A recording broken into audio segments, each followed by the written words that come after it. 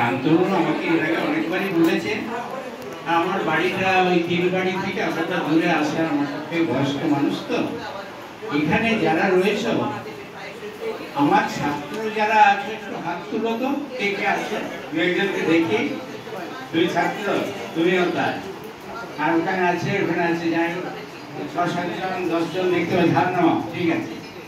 তো যখন আমি শিক্ষকতা করতাম, তোমরা নিশ্চয়ই আমাকে দেখেছিলে যে আমার একটা সে মাস্টারি করব এরকম ব্যাপারটা নয়। আমি যখন 82 সালে হাই স্কুলে যোগদান করতে যাব, তখন একজন প্রফেসর আমাকে খুব ভালোবাসতেন। আমি অন্য জায়গায় সার্ভিস করতাম দুর্গাপুরে। এটা যেহেতু আমার ঘর, তাই আমি ছেড়ে দিয়ে বিষ্ণুপুর হাই স্কুলে আসছিলাম। তো একজন আমাকে বলেছিলেন যে তুমি মাস্টারি করবে না চাকরি করবে? আমি ঠিক বুঝলাম না, এটা তো চাকরি, তো এটা তো বেতন পাবো। বলছে না গো, এটা ঠিক লিভিং ফাইল নিয়ে কাজ। যেমনি আমরা অফিস কাছারিতে ডেট ফাইল নিয়ে কাজ করি, লিভিং ফাইল। অর্থাৎ তোমরা এখানে যারা বসে আছো, তুমি বলছি কিছু মনে করো না, আমার ছাত্র যারা আছো তারা ছাড়াও যারা আছো সবাইকে বলছি, তুমি করেই বলছি, আমি কিন্তু এটা ধর্মীয় লাইনে তোমাদেরকে আত্মা হিসেবে দেখি। তোমাদের ভিতরে একটা প্রাণ আছে, তোমাদের ভিতরে একটা চিন্তা আছে, আমারও নিজের কিছু চিন্তা আছে। আমিও যে এই জায়গায় এসেছি, আমার কিন্তু আসার কথা নয়। আমি কিন্তু ছোটবেলায় ভালো ছেলে ছিলাম না, আমি পড়াশোনা করতাম না। আমি আমার বইপত্র সব ছুঁড়ে ফেলে দিয়েছিলাম, দিয়ে বলেছিলাম আমি পড়াশোনা করব না। এবং পড়াশোনা বন্ধ করার পর আমার বাবা আমাকে একবার বললেন যে ঠিক আছে, তোমার পড়াশোনা করার দরকার নেই, তুমি একটা খাতা আর একটা পেন নিয়ে এসো তো। আমি খাতা পেন নিয়ে এলাম, যে বললেন যে যা বলছি দেখো, it is always crowded at the bottom, it is always crowded at the bottom but not at the top. বাবা বললেন যে এটা মানে বুঝতে পারো? আমি বললাম না, বুঝতে পারছি না। বলছে নিচের দিকে ভিড় বেশি, তুমি যদি উপরের দিকে উঠো তুমি অবশ্যই চাকরি পাবে, তুমি পড়াশোনা সম্পর্কে এরকম হতাশ কেন? আমি অঙ্কে 17 পেয়েছিলাম। Can you imagine? সে অঙ্কের মাস্টার আজকে হলো কি করে? একটা ইতিহাস, এত ইতিহাস এখন বলবো না। 17 পাওয়ার পরে তারপরের বারে আমি অঙ্কে 100-তে 100 পেয়েছিলাম। যদি সুযোগ পাই তোমাকে বলবো কি করে পরিবর্তন হয়। পরিবর্তন মানুষ আনে না, ঈশ্বর আনে। আমার ভিতরে যে সংস্কার আছে, আমি যদি তলিয়ে যাই, মরে যাই, আমাকে পাহাড়ের চূড়ায় তুলে দেবার ক্ষমতা একজনের আছে। আবার আমার পাহাড়ে উঠে আমি যদি অহংকার করি, আমাকে পাতালে নামিয়ে দেবার ক্ষমতাও তার আছে।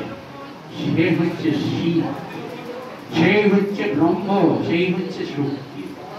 আমি যখন তাকে শ্রদ্ধা করতে শিখলাম, সেই যেন আমার কাছে এসে দাঁড়ালো।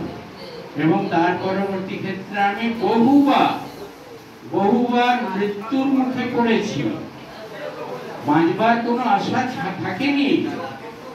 আর এখানে শিক্ষকতা করতে এসে যারা আমার ছাত্র, তারা নিশ্চয়ই জানো, বা পাশাপাশি যারা জানেন না খোঁজ নিয়ে দেখবেন, জয়দেব বাবু হাই স্কুলের মাস্টারমশাই, অঙ্কের মাস্টারমশাই এখনো অনেকে সম্মান করে।